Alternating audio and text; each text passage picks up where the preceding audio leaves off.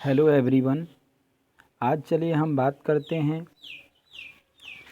SSC 2016 के CGL का बारे में बात करेंगे कि 2016 में एसएससी में जो सीजीएल में जो क्वेश्चन पूछा गया है उसका एरर कैसे बनेगा।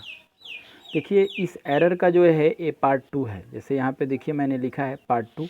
इसका एक और वीडियो पहले आपके चैनल पर अपलोड किया गया है पार्ट 1, ठीक है, कॉमन एरर का, और एक और वीडियो अपलोड किया गया है सेंटेंस इम्प्रूवमेंट का।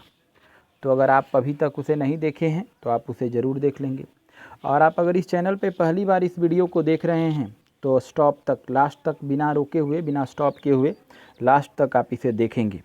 और आप अगर इसे पहली बार देख रहे हैं चैनल को तो सब्सक्राइब करेंगे, बेल के आइकन को भी प्रेस करेंगे। और आपको अच्छा लगता है कि नहीं, आपके लिए हेल्पफुल है एग्ज़ाम के लिए, तो आप सभी लोगों के साथ इसे शेयर करेंगे, खूब सारा लाइक करेंगे। और आपको किसी तरह की इसमें अगर परेशानी हो तो आप मुझे कमेंट बॉक्स में लिख कर बताएंगे। लेकिन आप कहीं भी ग्रामर नहीं पढ़े हैं तब भी यहाँ बिल्कुल आपको समझ में आएगी, क्योंकि मैं यहाँ हर क्वेश्चन पे कंसेप्ट बताया हूँ। चलिए आज शुरू करते हैं। हम बात करते हैं पहला क्वेश्चन के बारे में।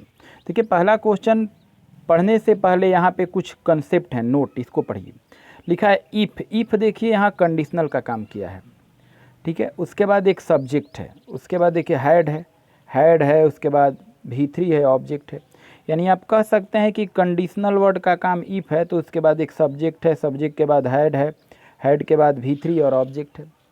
देखिए एक बात और सीखिए कि जब सेंटेंस में कंडीशनल वर्ड का यूज किया जाता है, जैसे इफ़ का यूज किया जाए, तो सेंटेंस में दो वर्ब आता है, ठीक है।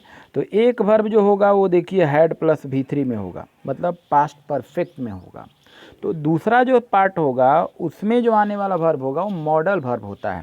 देखिए दूसरे पार्ट में यहाँ भी एक सब्जेक्ट है, और दूसरे पार्ट में देखिए यहाँ जो सब्जेक्ट है इसके लिए देखिए वर्ब आ रहा है, शुड होना चाहिए, क्योंकि हैड प्लस V3 ऊपर जो लिखा है ना ये पास्ट में है, तो यहाँ भी तो पास्ट होना चाहिए, तो शुड होना चाहिए, ठीक है, वुड होना चाहिए, कुड होना चाहिए और माइट होना चाहिए। यहाँ पास्ट हो गया। एक मिनट और ध्यान से देखिए आप, हैड के बाद यहाँ V3 लिखा है, परफेक्ट बता रहा है, तो इधर भी परफेक्ट होना चाहिए। देखिए मॉडल के बाद परफेक्ट को बताने के लिए यहाँ पे देखिए हैव का यूज किया गया है। हैव के बाद V3 होगा और ऑब्जेक्ट होगा। बिल्कुल केयरफुली समझिए, आप कहीं भी ग्रामर नहीं पढ़े तब भी समझ में आएगा। देखिए यहाँ पे मैंने क्या कहा है, कंडीशनल वर्ड होगा, ठीक है। कंडीशनल वर्ड के बाद एक सब्जेक्ट आएगा, सब्जेक्ट के बाद अगर वर्ब पास्ट परफेक्ट में है, मतलब हैड प्लस V3 में है, आने वाला जो सेंटेंस में वर्ब है कंडीशनल वर्ड के बाद अगर वो पास्ट परफेक्ट में है, यानी हैड प्लस V3 में है, तो अगर ये पास्ट परफेक्ट में है तो याद रखिएगा उसके दूसरे पार्ट में आने वाला वर्ब शुड होना चाहिए। देखिए यहाँ पे है, वुड होना चाहिए, कुड होना चाहिए, माइट होना चाहिए, हैव होना चाहिए, और उसके बाद अवश्य एक हैव होना चाहिए और V3 होना चाहिए। ये क्लियर हो गया। दूसरे तरह से इससे देखिए पूछा जा सकता है कि अगर एक कंडीशनल वर्ड इफ़ ना रहे तब क्या होगा। तो देखिए अगर कंडीशनल वर्ड इफ़ ना रहेगा तो इफ़ के स्थान पे हम हैड लिखेंगे। हैड कंडीशनल वर्ड का काम करेगा, उसके बाद एक सब्जेक्ट आएगा और अब के बाद V3 होगा, क्योंकि अब हैड प्लस V3 नहीं लिखेंगे, क्योंकि यहाँ एक बार जब हैड लिख दिया गया है तो फिर दोबारा हैड नहीं लिखेंगे। हैड कंडीशनल का काम करेगा, सब्जेक्ट होगा, V3 होगा, ऑब्जेक्ट होगा, और उसके बाद एक सब्जेक्ट आएगा, फिर वही वर्ब जो पीछे वाला में मैंने बताया। यहाँ देखिए शुड आएगा, वुड आएगा, कुड आएगा, माइट आएगा, हैव आएगा, V3 आएगा और ऑब्जेक्ट आएगा। यानी बिल्कुल याद कीजिए कि अगर कंडीशनल वर्ड के साथ आने वाला सब्जेक्ट का वर्ब अगर पास्ट परफेक्ट में है तो दूसरे पार्ट में should have, could have, would have, might have, V3 होता है। तो यहाँ भी वही हुआ है। अगर कंडीशनल वर्ड इफ़ नहीं है तो कंडीशनल वर्ड के जगह पे हैड कंडीशनल का काम करने लगेगा, वही सारा कंसेप्ट होगा। अब क्वेश्चन को पढ़ते हैं, बिल्कुल ये समझ में आ गया है तो क्वेश्चन पढ़िए, इसी पर है। देखिए लिखा हुआ हैड, हैड मतलब यहाँ वाला देखिए ये वाला है आई हो गया, और मैंने कहा था ना कि सब्जेक्ट है, तो देखिए सब्जेक्ट है बिन, ये देखिए यहाँ V3 है। देखिए बिन जो है ये V3 का ही काम करता है। बिन जो है अगर कहीं V3 नहीं लिख रहे हैं आप, तो आप अगर बिन भी लिखेंगे तो बिन को V3 माना जाएगा। कब? ये परफेक्ट टेंस में रहेगा तब, ठीक है। जैसे कोई बोलता है कि मैंने किताब पढ़ लिया है, तो आप ऐसे पास्ट परफेक्ट में इसको आप ऐसे बता सकते हैं। पास्ट परफेक्ट में आपको अगर बताना है कि मैंने किताब पढ़ लिया है, कैसे बनेगा, तो मैंने किताब पढ़ लिया है तो इसको आप ऐसे लिख सकते हैं, आई हैड, ठीक है, बिन, ठीक है, और बुक्स, आप ऐसे लिख सकते हैं। तो इसमें देखिए अगर ध्यान से देखेंगे तो मैंने क्या लिखा, आई हैड बीन बुक्स, तो यहाँ देखिए आई सब्जेक्ट हो गया, हैड ऑक्सिलरी वर्ब है, हैड के बाद V3 आता है, V3 नहीं है, बीन आ रहा है, तो बीन को यहाँ V3 माना जाएगा। तो उसी तरह यहाँ आप देखिएगा कि यहाँ पे जो हैड कंडीशनल का काम किया, I subject been, been V3 हो गया, और इन माई ब्रदर्स पोजीशन, ठीक है, यहाँ तक के सही है। अब देखिए दूसरे पार्ट में मॉडल वर्ब आना चाहिए। दूसरे पार्ट में देखिए सब्जेक्ट आई है, मॉडल वर्ब मैंने कहा था ना कि मॉडल वर्ब या तो शुड आएगा, या तो वुड आएगा, या तो कुड, या तो माइट। तो देखिए मॉडल वर्ब वुड आया है, और मैंने कहा था उसके बाद हैव आएगा, तो देखिए हैव आएगा। उसके बाद कहा था कि V3 आएगा, देखिए यहाँ V3 आएगा। यानी इधर भी सही है और इधर भी लिखा हुआ सही है, इसमें कोई गलती नहीं है, कोई एरर नहीं है, इसीलिए आपके कंसेप्ट के अनुसार इसमें नो एरर जाएगा, इसका कोई गलती नहीं है। फिर से मैं बताता हूँ, हैड यहाँ कंडीशनल का काम किया है, ठीक है, बीन V3 का काम किया, और दूसरे पार्ट में देखिए वुड आना चाहिए तो वुड आया है, वुड के बाद हैव आया है, V3 आया है, इसलिए इसमें कोई गलती नहीं है, नो एरर है। अगर आपको समझ में ना आए तो आप बिल्कुल कमेंट बॉक्स में मुझे बता सकते हैं, लेकिन साफ साफ मैंने यहाँ समझाने की कोशिश की, आप एक बार समझने की कोशिश कीजिएगा। चलिए अब नेक्स्ट क्वेश्चन पे बात करते हैं। देखिए हर क्वेश्चन पे मैंने कंसेप्ट लिखा है, ठीक है। सबसे पहले यहाँ देखिए इसके पॉइंट को पढ़िए। फैक्ट लिखा है कि जब प्रेजेंट में किसी हैबिट को बताते हैं तो वर्ब सिंपल प्रेजेंट में होगा। यानी आप जैसे अभी वर्तमान में हैं और वर्तमान में आप अपने किसी भी आदत को बताते हैं प्रेजेंट में, तो वर्तमान में किसी भी आप आदत को बताएंगे तो उसका वर्ब हमेशा सिंपल प्रेजेंट में होता है, ठीक है। तो आप देखिएगा, पहचानिएगा कि कैसे आखिर ये हो रहा है। देखिए यहाँ ऊपर में जो क्वेश्चन लिखा है इसको पढ़ के लिखिए, पढ़िए। लिखा है हिज पेरेंट्स, उनके माता पिता, कि कोई आदमी है या कोई लड़का है उसके माता पिता, यूजुअली, यूजुअली का मतलब होता है प्रायः, मतलब हमेशा, अक्सर, स्पेंट बिताते हैं। ये देखिए स्पेंट जो है ना पास्ट में लिखा है, स्पेंड का है, ठीक है ना। स्पेंट क्या है, एक तरह से पास्ट में है।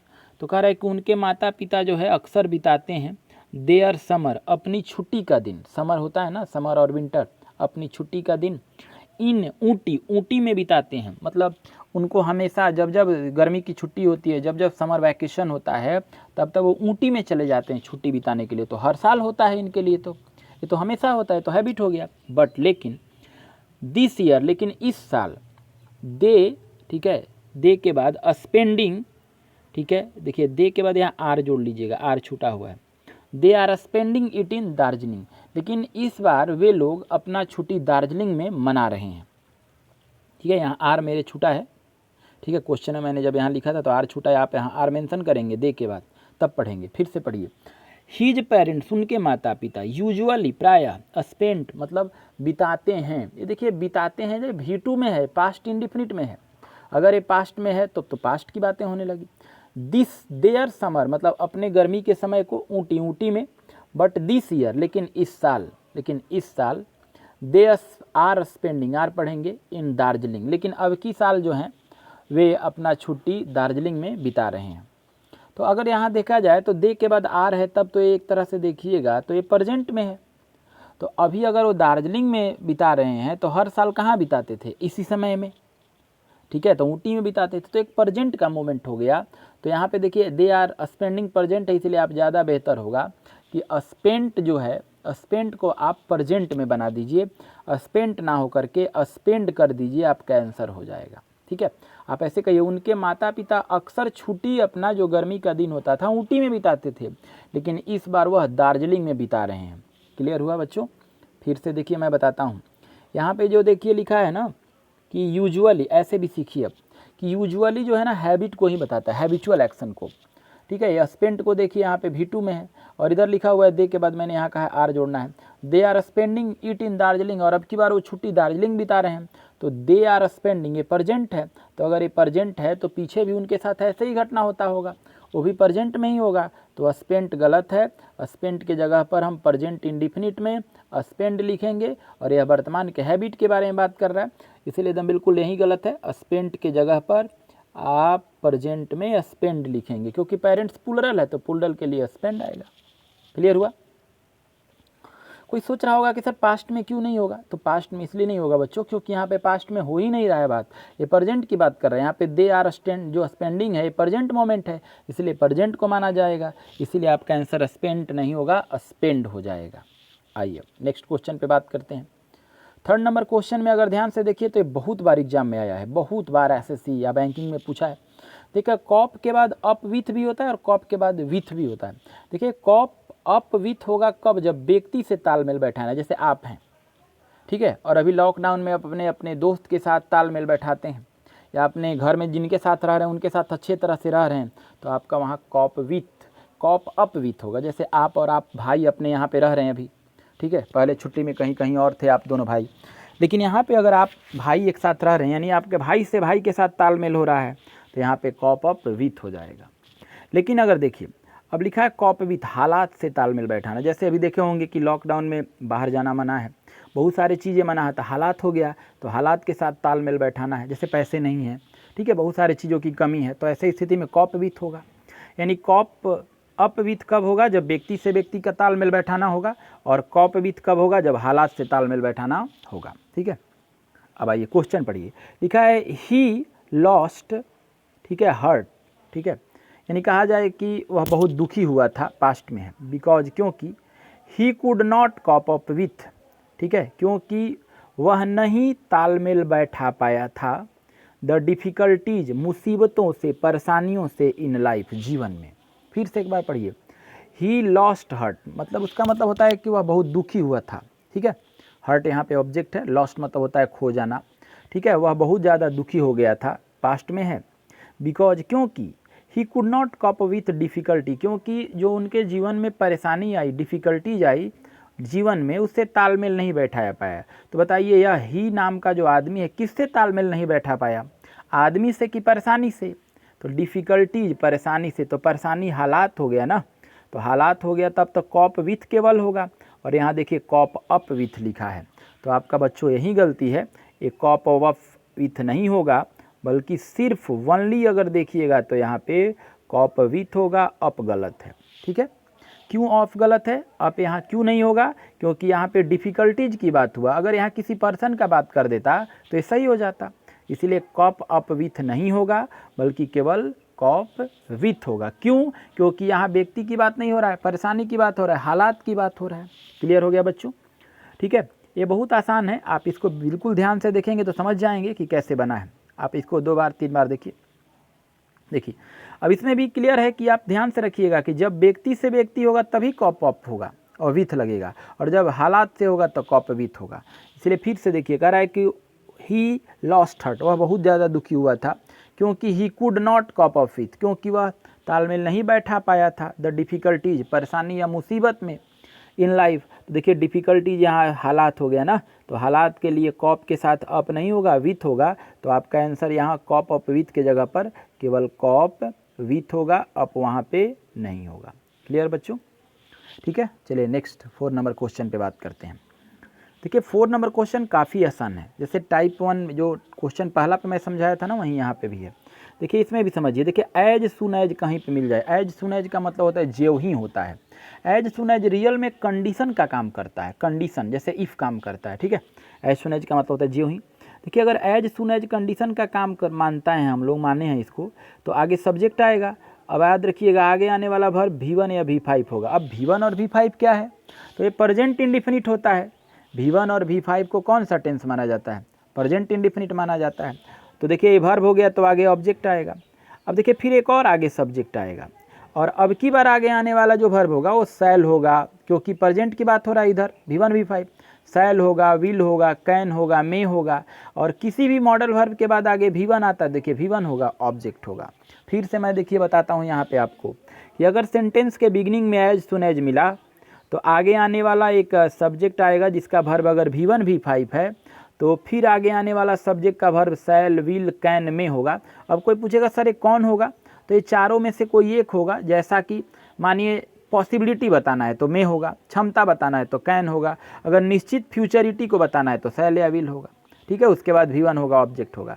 आप इसको देखिएगा तो ये जो एज सुन एज है सेंटेंस के मिडिल में भी आएगा, तो एज सुन एज जब अगर सेंटेंस के मिडिल में आ जाएगा तब भी देखेंगे तो काफ़ी अच्छा होगा। एज सुन एज अगर ये सेंटेंस के मिडिल में आया तो आगे एक सब्जेक्ट आएगा, आया है, उसके बाद फिर V1 V5 होगा जो यहाँ पे हुआ है।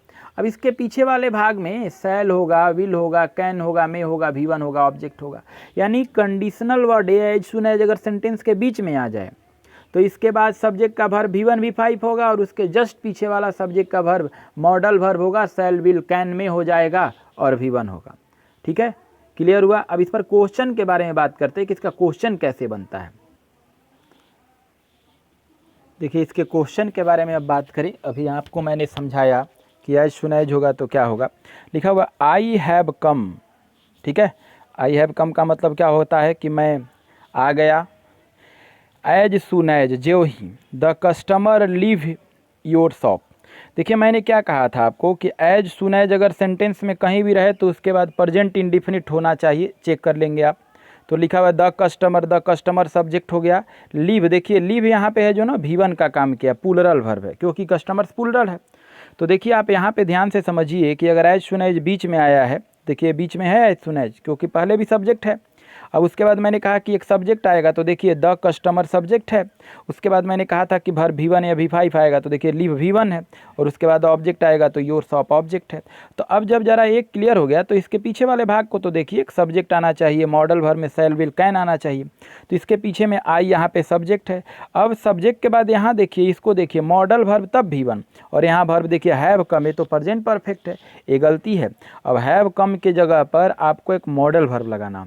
अब मॉडल वर्ब कम लगेगा तो ये देखिए, तो लिखा है कि as soon as customer leave your shop, कह रहा है ना कि जो ही आपके कस्टमर दुकान को छोड़कर गए, ठीक है, मैं आ गया, ठीक है। तो यहाँ पे अगर ज़्यादा बेहतर देखा जाए तो आ गया निश्चितता की बात कर रहा है तो ज़्यादा बेहतर होगा विल हो जाएगा, ठीक है। तो आप ऐसे कहेंगे विल के बाद V1 होता है तो विल के बाद आप कम लगाएंगे। हैव कम के जगह पर जो यहाँ पे हैव कम का यूज किया गया है ना, तो हैव कम नहीं होगा, हैव कम के जगह पे आप इसको विल कम कहेंगे। कह रहा है कि जो ही कस्टमर आपके दुकान को छोड़कर गए मैं दुकान पे आ जाऊंगा या मैं आ गया, ऐसे सेंस में। तो यहाँ पे आपका हैव कम गलत है, हैव कम के जगह पर विल कम होगा। क्लियर हुआ बच्चों। क्यों हुआ विल कम? क्योंकि एज सुन एज यहाँ पे कंडीशनल वर्ड का काम किया है, इसके बाद प्रेजेंट इंडिफिनिट V1 में है, इसीलिए इसके पहले हैव कम नहीं होगा। हैव कम के जगह पर बच्चों विल कम लिखा जाएगा। Now it is right. अब देखिए नेक्स्ट क्वेश्चन 5 के बारे में बात करते हैं। ये भी काफ़ी आसान है, समझिए। लिखा है कि जब किसी वाक्य में स्टरडे रहता है, स्टरडे मतलब होता है पिछले दिन, एगो मतलब होता है पहले, अर्ली मतलब भी पहले, पास्ट मतलब रहता है पहले, रहता है तो वर्ब सिंपल पास्ट में होगा। साफ लिखा है कि अगर कहीं आपको स्टरडे मिल जाए, एगो मिल जाए, अर्ली मिल जाए, पास्ट मिल जाए तो सेंटेंस में जो आने वाला जो वर्ब होगा वो सिंपल पास्ट में होगा। अब इस क्वेश्चन को पढ़िए, आपको बिल्कुल समझ में आएगा। लिखा है कि आई कॉल्ड ऑन मतलब होता है मुलाकात करना, ठीक है। I called on his house, मैं उनके घर पे कल मतलब मिला था। एस्टरडे, देखिए एस्टरडे के साथ मैंने कहा ना एस्टरडे है तो वर्ब सिंपल पास्ट, तो देखिए एस्टरडे है तो वर्ब सिंपल पास्ट में है, कॉल्ड V2 में है, ठीक है। मैंने कॉल ऑन किया था उनके घर पर कल। एंड और, देखिए एंड कहता है कि दोनों तरफ एक जैसा होता है, एंड मतलब सिमिलर टाइप। अगर एंड के पहले पास्ट इंडिफिनिट है तो एंड के बाद भी पास्ट इंडिफिनिट होना चाहिए। लेकिन आप पढ़ के देखिए, एंड लिखा है कि एंड के बाद हैव गिवन हिम मनी। अब जरा देखिए एस्टरडे के कारण अगर इधर V2 है तो एंड के बाद भी इधर V2 होना चाहिए। और हैव गिवन को ध्यान से देखिए प्रेजेंट परफेक्ट है तो ये गलती है, हैव गिवन के जगह पर हटाकर पास्ट इंडिफिनिट में गेव हो जाएगा। गेव इसलिए करना होगा क्योंकि एंड के पहले एस्टरडे है और एस्टरडे के कारण इधर वाला वर्ब सिंपल पास्ट में है, इसलिए एंड के बाद भी वर्ब सिंपल पास्ट में होगा। तो आपका जो यहाँ पे हैव गिवन लिखा गया है, हैव गिवन को हटाकर हम V2 कर देंगे, यानी हैव गिवन के जगह पर अगर यहाँ देखा जाए तो गेव हो जाएगा। देखिए किसी बच्चे ने कमेंट में लिखा था कि सर कम से कम 20 क्वेश्चन को आप कराइए। देखिए मैं आपको ये बता देता हूँ कि 20 क्वेश्चन अगर एक ही बार मैं कराऊंगा तो कंसेप्ट के साथ काफ़ी बड़ा वीडियो हो जाएगा, जो आप देखेंगे नहीं, बस यूँ ही 2-4 मिनट देख के आप इसमें बंद कर देंगे। ये आपके 20 क्वेश्चन को मैं 4 पार्ट में करके भेजूँगा और ऐसे चीज़ों को आप कॉपी पे नोट डाउन करें। और आपको अगर अच्छा लगता है तो ज़्यादा से ज़्यादा शेयर करें, लोगों के साथ इसे लाइक करें। कमेंट में अगर किसी तरह की कोई दिक्कत है तो कमेंट बॉक्स में मुझे लिख कर बताएं। और ऐसे आपके एरर के और इम्प्रूवमेंट के बहुत सारे वीडियो अपलोड किए जाएंगे इस लॉकडाउन के समय में। और आप मन लगा के पढ़ें क्योंकि अभी यही समय है तपस्या का, ठीक है। अभी अगर हम लोग घर पे खूब मेहनत से पढ़ेंगे तो आने वाले वर्षों में हमारा रिजल्ट होगा, हम सक्सेस हो जाएंगे, हम काफ़ी आगे जाएंगे। Now thank you.